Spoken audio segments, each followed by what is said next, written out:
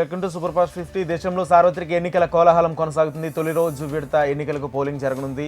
17 రాష్ట్రాల్లో 4 కేంద్రపాలిత ప్రాంతాల్లో 102 లోక్సభ నియోజకవర్గాలకు పోలింగ్ నిర్వహించబోతున్నారు. తమిళనాడులోని మొత్తం 39 లోక్సభ స్థానాలకు తొలి విడతలోని ఎన్నికలు జరగనున్నాయి. అరుణాచల్ ప్రదేశ్, అస్సాం, బీహార్, ఛత్తీస్గఢ్, మధ్యప్రదేశ్, మహారాష్ట్ర, మణిపూర్, తమిళనాడు, మేఘాలయ, నాగాలాండ్, మిజోరం, ఉత్తరప్రదేశ్, సిక్కిం, రాజస్థాన్, ఉత్తరాఖండ్, త్రిపుర, పశ్చిమ బెంగాల్తో పాటు కేంద్రపాలిత ప్రాంతాలైన జమ్మూ కాశ్మీర్, అండమాన్ నికోబార్ దీవులు, లక్షద్వీప్, పుదుచ్చేరిలో పోలింగ్ నిర్వహించనున్నారు.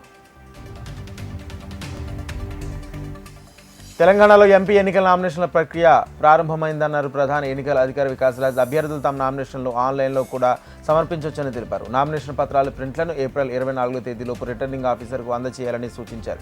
అభ్యర్థులు క్రిమినల్ కేసుల వివరాలు ప్రచార మాధ్యమాల్లో టెలికాస్ట్ చేయాలని సూచించారు. నామినేషన్ పత్రాలు, అఫిడవిట్ల కోసం హెల్ప్ డెస్క్ ఏర్పాటు చేయాలని ఆర్ఓలను ఆదేశించినట్లు తెలిపారు సీఈఓ వికాస్ రాజ్.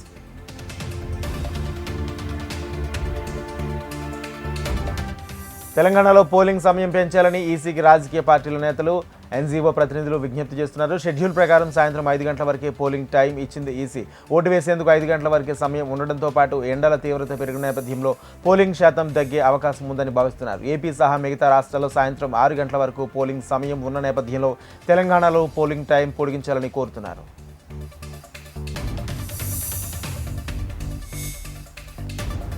నరేంద్ర మోడీ మూడోసారి దేశ ప్రధాని కావాలని ప్రజలందరూ ఓ నిర్ణయానికి వచ్చారని, దేశంలో అత్యధిక సీట్లతో మోడీ మరోసారి అధికారం చేపట్టబోతున్నారని మహబూబ్ నగర్ లోక్సభ అభ్యర్థి డీకే అరుణ ధీమా వ్యక్తం చేశారు. మహబూబ్ నగర్ లోక్సభ బీజేపీ అభ్యర్థి డీకే అరుణ నామినేషన్ దాఖలు చేసిన సందర్భంగా నిర్వహించిన ర్యాలీలో doctor Laxman, MLC AVN Reddy పాల్గొన్నారు. డీకే అరుణ ఎన్నికల రిటర్నింగ్ అధికారికి తన నామినేషన్ పత్రాలు సమర్పించారు. గత బీఆర్ఎస్ ప్రభుత్వంలోనూ కాంగ్రెస్ ప్రభుత్వంలోనూ ఉమ్మడి పాలమూరు జిల్లా నిరాధరణకు గురైందన్నారు. ఇప్పుడు జరగనున్న పార్లమెంట్ ఎన్నికలు దేశ అభివృద్ధితో పాటు పాలమూరు జిల్లా అభివృద్ధికి దోహదపడే ఎన్నికలని బీజేపీ రాజ్యసభ సభ్యుడు లక్ష్మణ్ అన్నారు. మెదక్ లోక్సభ అభ్యర్థిగా మొదటి సెట్ నామినేషన్ను బీజేపీ అభ్యర్థి రఘునందన్ రావు దాఖలు చేశారు. మోడీ ఆశీస్సులతో మెదక్ పార్లమెంట్ అభ్యర్థిగా నామినేషన్ వేశారని రఘునందన్ రావు తెలిపారు. డబ్బు కట్లతో, అధికార దుర్వినియోగంతో కొందరు గెలవాలనుకుంటున్నారని విమర్శలు గుప్పించారు. 2 దశాబ్దాలుగా మెదక్ సమస్యలపై తాను పోరాటం చేస్తున్నానని రఘునందన్ రావు పేర్కొన్నారు. నామినేషన్ దాఖలు అనంతరం మెదక్లో గోవా ముఖ్యమంత్రి ప్రమోద్ సావంత్, కేంద్ర మంత్రి కిషన్ రెడ్డితో కలిసి నిర్వహించిన ర్యాలీలో పార్టీ శ్రేణుల్లో విజయోత్సవం నెలకొంది. ఈ ఎన్నికల్లో తను గెలిపిస్తే నరేంద్ర మోడీ సేవకుడిగా మెదక్ ప్రజలకు సేవ చేస్తారని రఘునందన్ రావు తెలిపారు. కవిత అరెస్టుపై కేసీఆర్ తొలిసారి స్పందించారు. తెలంగాణ భవన్లో పార్టీ లోక్సభ అభ్యర్థులు, ఎమ్మెల్యేలు, ఎమ్మెల్సీలు, ముఖ్య నాయకులతో ఆయన సమావేశమయ్యారు. బిఎల్ సంతోష్పై కేసు నమోదు చేసినందుకు కవితను అరెస్టు చేశారని ఆరోపించారు. సంతోష్పై మనం కేసు పెట్టకపోతే కవిత అరెస్టు ఉండకపోయేదన్నారు.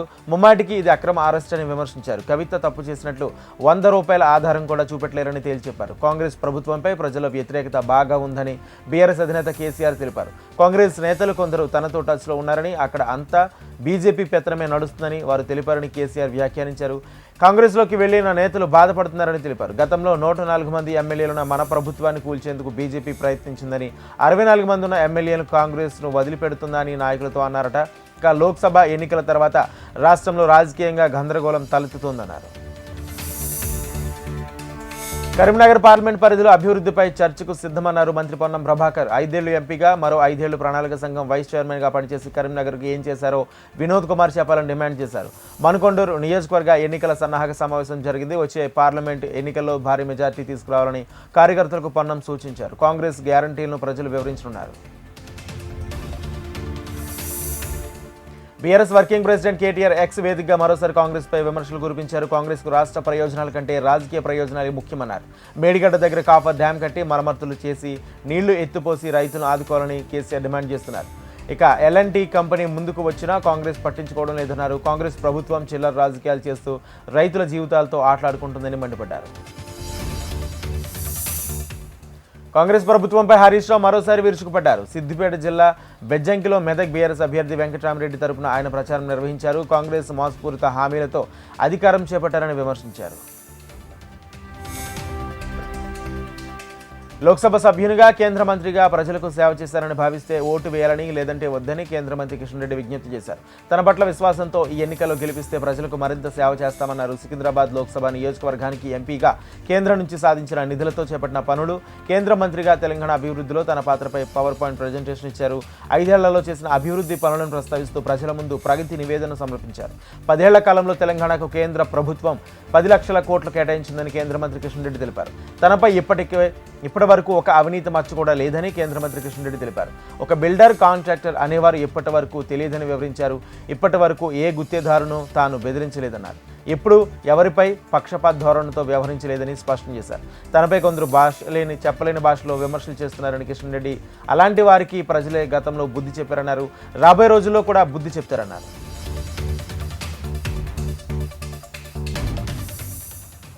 మంత్రి సీతక్కకు సిర్పూర్ ఎమ్మెల్యే పాల్వాయి హరీష్ బాబు లేఖ రాశారు. సిర్పూర్ పరిసరాల్లో కాంగ్రెస్ నాయకులు దందాలకు పాల్పడుతున్నారని సీతక్క దృష్టిని తెచ్చారు. కాంగ్రెస్ నాయకులు పాల్పడుతున్న దందా వసూళ్లతో మంత్రి సీతక్క వాటా ఎంతని లేఖ ద్వారా ప్రశ్నించారు.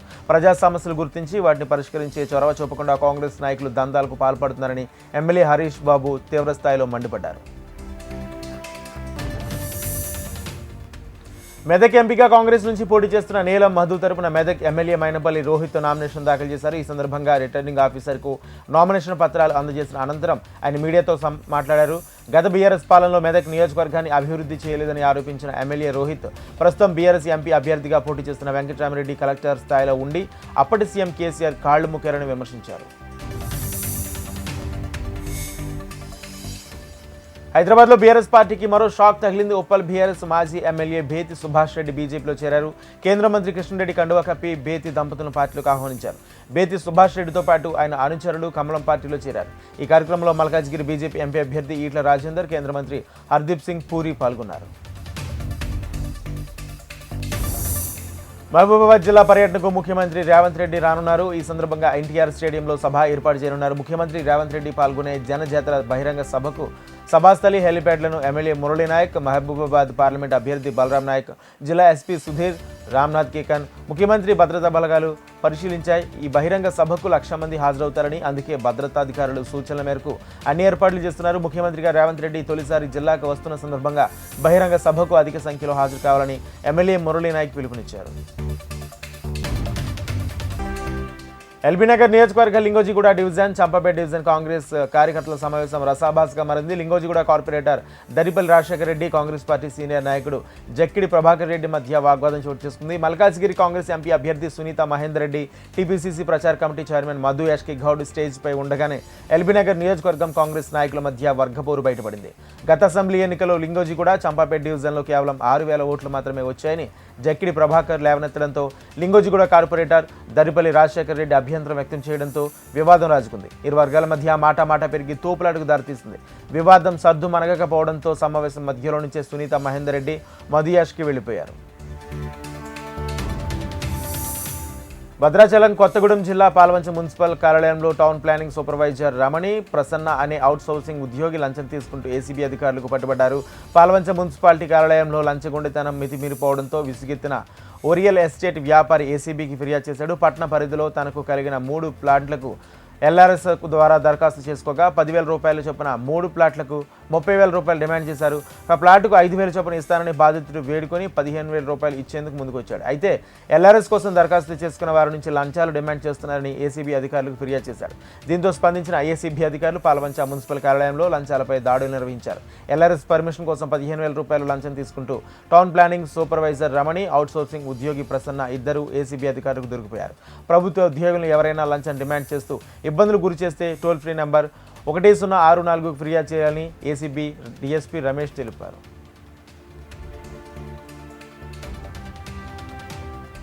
భారత్ మరియు దక్షిణాసియాలోని శంషాబాద్ విమానాశ్రయం అగ్రస్థానంలో నిలిచింది. జర్మనీలోని స్కేట్ ట్రాక్స్ నిర్వహించిన passenger terminal expo 2024 best airport staff in India and south Asia 2024 award గెలుచుకుంది. ఈ సందర్భంగా జిఎంఆర్ అంతర్జాతీయ విమానాశ్రయం ప్రతినిధులు అవార్డును అందుకున్నారు.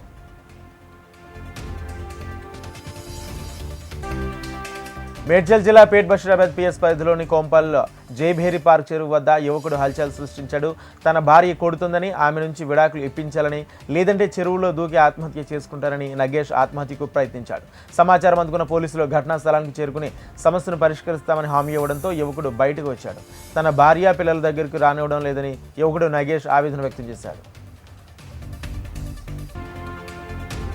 దేవరపల్లి హైస్కూల్ ఆవరణలో మద్యం సీసాలు కలకలం రేపాయి. మందుబాబులు హైస్కూల్ ఆవరణలో మద్యం సేవించేందుకు అనువుగా మార్చుకున్నారు. పవిత్రమైన హైస్కూల్ ఆవరణలో మద్యం సీసాల పట్ల విద్యార్థులు విచారం వ్యక్తం చేస్తున్నారు. మద్యం ఖాళీ సీసాలు, గ్లాసులతో హైస్కూల్ ప్రాంగణం కళావిహీనంగా కనిపిస్తోంది. దీనికి తోడు మండపంలోని అన్ని పాఠశాలల్లో పర్యవేక్షించాల్సిన మండల విద్యాశాఖ అధికారుల నిర్లక్ష్యం కనిపిస్తుంది. పాఠశాల వైపు కన్నెత్తి చూడకపోవడంతో ఇలాంటి పరిస్థితులు దాపురిస్తున్నాయి. విద్యాశాఖ పరిధిలో క్లస్టర్ల వారీగా ప్రతిరోజు తనిఖీలు నిర్వహిస్తున్న ఇలాంటి ఘటనలపై ఎలాంటి చర్యలు తీసుకోవడం లేదనే విమర్శలు వస్తున్నాయి. విద్యాశాఖ అధికారులు స్పందించి ప్రభుత్వ పాఠశాలలో ఇలాంటి సంఘటనలు పునరావృతం కాకుండా తగిన చర్యలు తీసుకోవాలని గ్రామ ప్రజలు కోరుతున్నారు. పార్లమెంట్ ఎన్నికల కోసం ఏపీలో నామినేషన్ల ప్రక్రియ ప్రారంభమైందన్నారు ఏపీ సీఈఓ ముఖేష్ కుమార్ మీనా. ఈ నెల 25వ తేదీ వరకు నామినేషన్ల స్వీకరణ, 26న నామినేషన్ల పరిశీలన ఉంటుందని తెలిపారు. 29వ తేదీ వరకు నామినేషన్ల ఉపసంహరణ ఉంటుందన్నారు. 85 ఏళ్ల పైబడిన వారికి హోమ్ ఓటింగ్ అవకాశం ఉంటుందన్నారు. 29వ తేదీ వరకు హోమ్ ఓటింగ్ కోసం అప్లికేషన్ స్వీకరిస్తామన్నారు ముఖేష్ కుమార్ మీనా.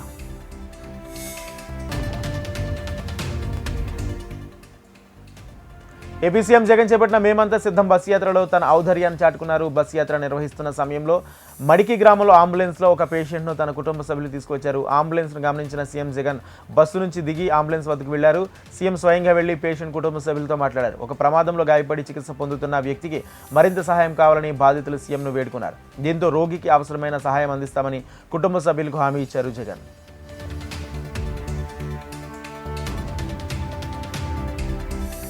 పార్టీ మారే వ్యక్తులను, పార్టీని నమ్ముకున్న వ్యక్తులకు మధ్య పోరాటం జరుగుతుందని మంత్రి అంబటి రాంబాబు అన్నారు. గత ఎన్నికల్లో కంటే ఓటు హక్కు మెజార్టీ తగ్గినా నైతికంగా ఓటమి చెందినట్లుగా భావిస్తామని తెలిపారు. వైసీపీ ఏ పార్టీలోనూ పొత్తు పెట్టుకోదని మరోసారి స్పష్టం చేశారు. రాష్ట్ర ప్రయోజనాల కోసమే కేంద్ర ప్రభుత్వంతో చర్చలు జరుపుతున్నామన్నారు. తన మాటలను వక్రీకరించి అసభ్య ప్రచారాలు చేస్తున్నారని మండిపడ్డారు అంబటి.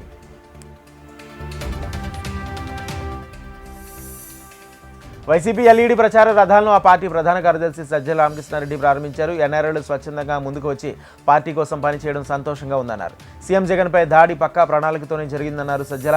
ఇది ఆకతాయిల చర్య కాదని, దీని వెనుక ఉన్నవారు బయటికి రావాల్సిందన్నట్టు తెలిపారు. చంద్రబాబు, పవన్ కళ్యాణ్ మాటలు అర్ధరహితంగా ఉన్నాయని ఆక్షేపించారు.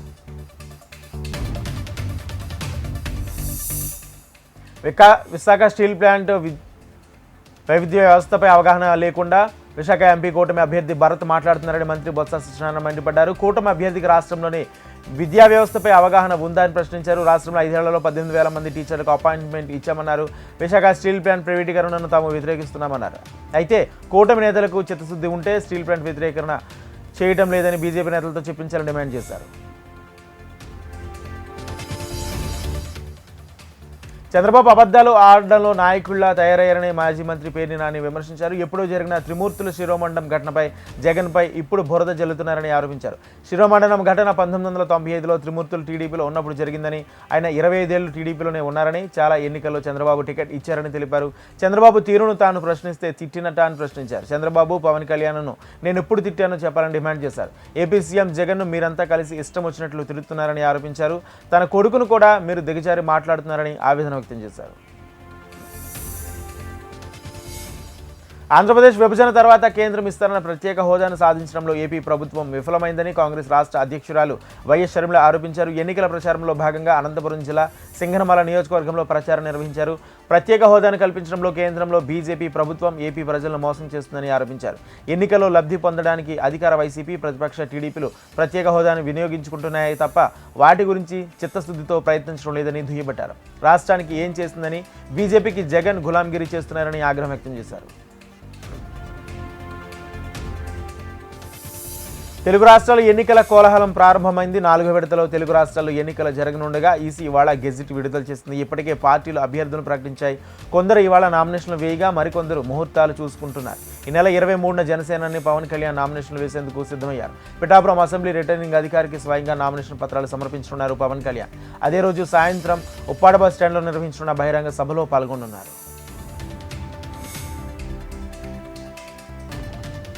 సార్వత్రిక ఎన్నికల సమరానికి నామినేషన్ల పర్వ మొదలైంది. తొలి రోజే ఆశావహ అభ్యర్థులు, ప్రధాన పార్టీల అభ్యర్థులు నామినేషన్లు దాఖలు చేశారు. కర్నూలు జిల్లాలో ఎమిగ్నూరు నుంచి తొలి నామినేషన్ దాఖలైంది. ఎమిగ్నూరు నియోజకవర్గం నుంచి వైసీపీ అభ్యర్థిగా బుట్టా రేణుక నామినేషన్ను దాఖలు చేశారు. నామినేషన్ దాఖలు చేయడానికి ముందుగా శివాలయంలో సన్నిహితులతో వెళ్లి పరమేశ్వరునికి ప్రత్యేకంగా పూజలు చేయించారు. అయితే తన నామినేషన్ ప్రక్రియలో కొత్తదనం కనిపించేలా నియోజకవర్గ ప్రజలందరూ చర్చించుకునేలా గతానికి భిన్నంగా పార్టీ అనుబంధ కార్పొరేషన్ చైర్మన్లు, అధ్యక్షులు, ఎంపీటీసీలు, జడ్పీటీసీలు, కోఆప్షన్ మెంబర్లు, సర్పంచులు, ఎంపీటీసీలు, వార్డు మెంబర్లు, సచివాలయాల కన్వీనర్లు, గృహ సారథులు, బూత్ కన్వీనర్లు, నాయకులు, కార్యకర్తలు, అభిమానులు, నియోజకవర్గ ప్రజలు అందరినీ ఏకం చేసి నియోజకవర్గ ప్రజలకు గుర్తుండిపోయే నామినేషన్ దాఖలు చేశారు. వైసీపీ పార్టీ కార్యకర్తలు, జగన్మోహన్ రెడ్డి అభిమానులు, ఆప్త మిత్రులతో పాటు శ్రేయభిలాషులు, నియోజకవర్గ ప్రజలు తరలివచ్చారు. బుట్టా రేణుక అభిమానులతో పాటు భారీ ప్రదర్శనగా వెళ్లి రిటర్నింగ్ అధికారికి నామినేషన్ పత్రాలు సమర్పించారు.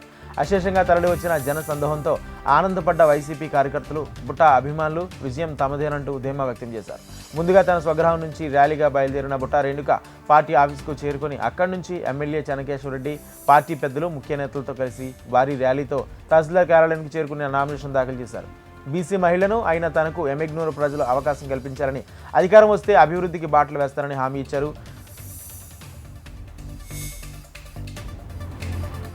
కర్నూలు నియోజకవర్గ టీడీపీ అభ్యర్థి టీజీ భరత్ 4వ విడత సైకిల్ భరోసా యాత్రను చేపట్టారు. నగర వీధుల్లో సైకిల్ తొక్కుతూ ప్రజలను ఆత్మీయంగా పలకరించారు. టీడీపీ సంక్షేమ కార్యక్రమాలపై అవగాహన కల్పించారు. సైకిల్ గుర్తును నమ్ముకుంటే ప్రజలకు భవిష్యత్తు ఉంటుందని భరోసా ఇచ్చారు.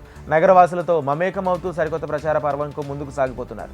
కర్నూలు ప్రజలకు సమస్యలు తీర్చి నగరాన్ని అభివృద్ధి చేసేందుకు రాజకీయాలకు వచ్చారని తెలిపారు. కర్నూలు టీడీపీ అభ్యర్థి టీజీ భరత్ ఎస్కేజీ క్యాంప్ వద్ద నుండి నగర వీధుల్లో సైకిల్ తొక్కుతూ ప్రజలకు అభివాదం చేస్తూ కొత్త bus stand, Indiranagar, Sitaram Nagar bus stand, pump హౌస్లు కొట్టారు. అయితే Ashok Nagar, Narasimha Reddy Nagar, RS road circle, Bangarupet మీదుగా మౌర్య ఇన్ చేరుకున్నారు. ఈ సైకిల్ యాత్రకు ప్రజల నుండి విశేష స్పందన లభించింది. జరగనున్న ఎన్నికల్లో సైకిల్ గుర్తుకు ఓటు వేసి గెలిపించాలని భారత ప్రజలను కోరారు. కర్నూలు నగరంలో ఎటు చూసిన సమస్యలే ఉన్నాయన్నారు. ఒక్క అవకాశం ఇచ్చి తనను గెలిపిస్తే 5 ఏళ్లలో తన 6 గ్యారంటీలు అమలు చేసి ప్రజలకు 20 ఏళ్లు అభివృద్ధి చేస్తారని హామీ ఇచ్చారు భారత్.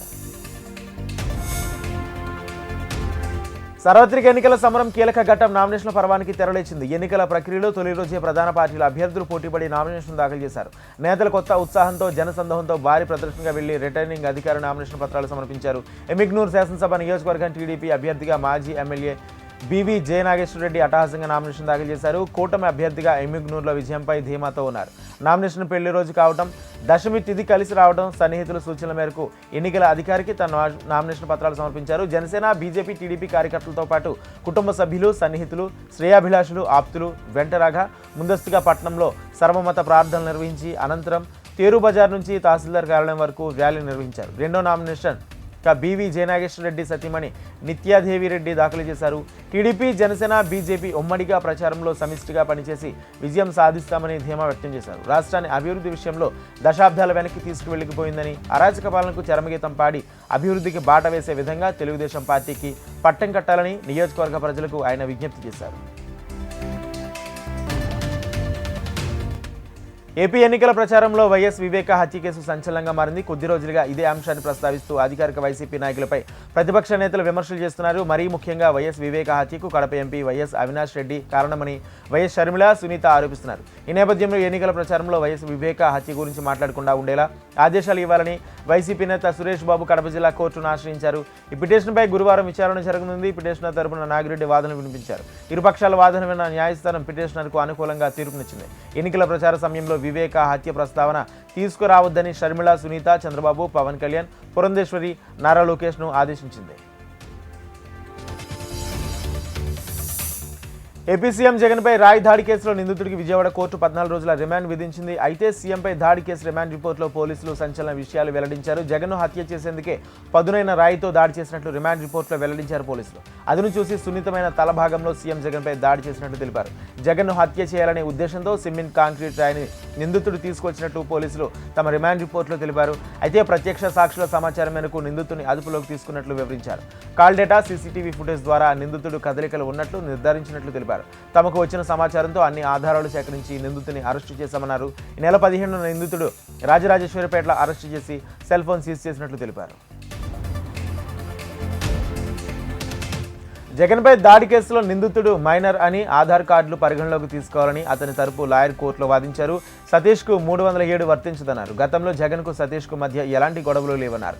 5 రోజుల క్రితం సతీష్ను అదుపులోకి తీసుకుని ఇవాళ కోర్టులో ప్రవేశపెట్టారన్నారు. అదుపులోకి తీసుకున్న రోజుకు నేటికి చాలా వ్యత్యాసం ఉందన్నారు.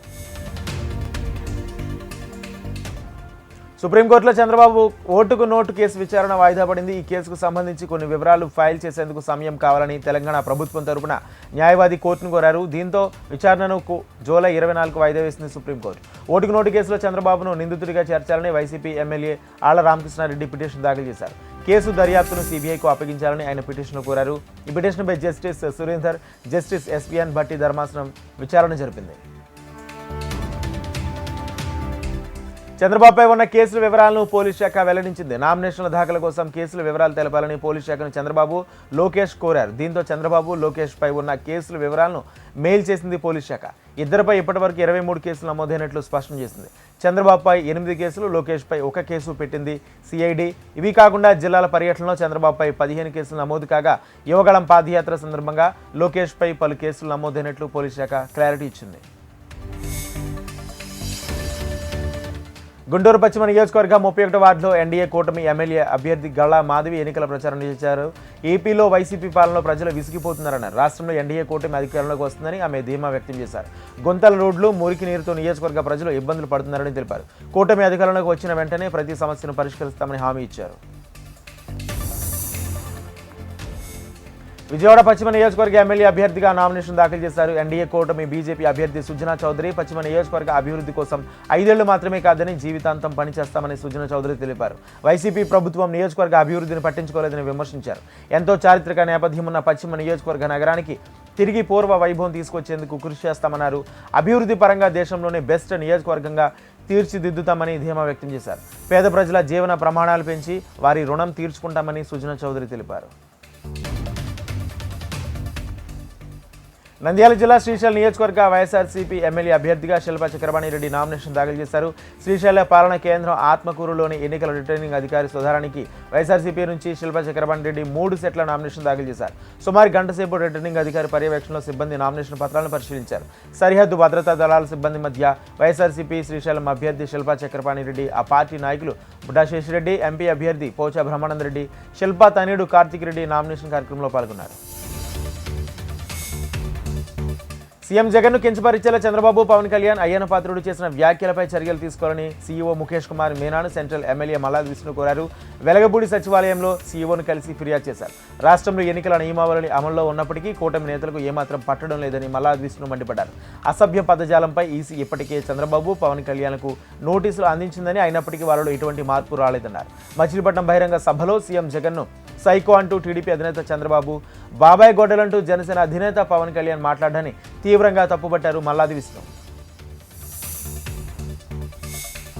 అనంతపురం జిల్లా తాడిపత్రిలో నామినేషన్ ప్రక్రియ మొదలైంది. వైఎస్ కాంగ్రెస్ పార్టీ తాడిపత్రి అభ్యర్థిగా కేతిరెడ్డి పెద్దారెడ్డి తరపు ఆయన కుమారుడు హర్షవర్ధన్ రెడ్డి, రమేష్ రెడ్డి, ఫయజ్ బాషా నామినేషన్ దాఖలు చేశారు. తాడిపత్రి ఎన్నికల అధికారి రాంభూపాల్ రెడ్డికి నామినేషన్ పత్రాలు సమర్పించారు. తాడిపత్రిలో పోలీసులు పటిష్ట బందోబస్తు ఏర్పాటు చేశారు. సీఎం జగన్మోహన్ రెడ్డి అమలు చేస్తున్న నవరత్నాలతో గ్రామీణ ప్రాంతాల్లో మంచి పట్టు సాధించారని, వచ్చే ఎన్నికల్లో విజయం సాధిస్తామని ఆ పార్టీ నాయకులు సంపూర్ణ విశ్వాసం ఉందన్నారు. కాకినాడ జిల్లా పిఠాపురం వైసీపీ అభ్యర్థి వంగా గీత అస్వస్థతకు గురయ్యారు. కొన్ని రోజులుగా మండు టెండలోనే ఎన్నికల ప్రచారం నిర్వహిస్తుండటంతో ఆమె అనారోగ్యం బారిన పడ్డారు. 3 రోజుల నుంచి జ్వరంతో బాధపడుతున్నారు వంగా గీత. అయినా బ్రేక్ తీసుకోకుండా ప్రచారం నిర్వహించడంతో ఇవాళ ఎఫ్కే పాలెంలో ప్రచారంలో ఉండగానే అస్వస్థ బారిన పడ్డారు. దీంతో ప్రచారాన్ని మధ్యలోనే ఆపేసి క్యాంప్ కార్యాలయంకు వెళ్లిపోయారు. ఆమెకు వైసీపీ క్యాంప్ కార్యాలయంలోనే వైద్యం అందించారు డాక్టర్లు. డీహైడ్రేషన్కు గురయ్యారని, బీపీ, షుగర్ లెవెల్స్ పెరిగాయని తెలిపారు. మరో 48 గంటలు పూర్తి విశ్రాంతి అవసరమని, ఎండలో తిరగరాదని సూచించారు వైద్యులు.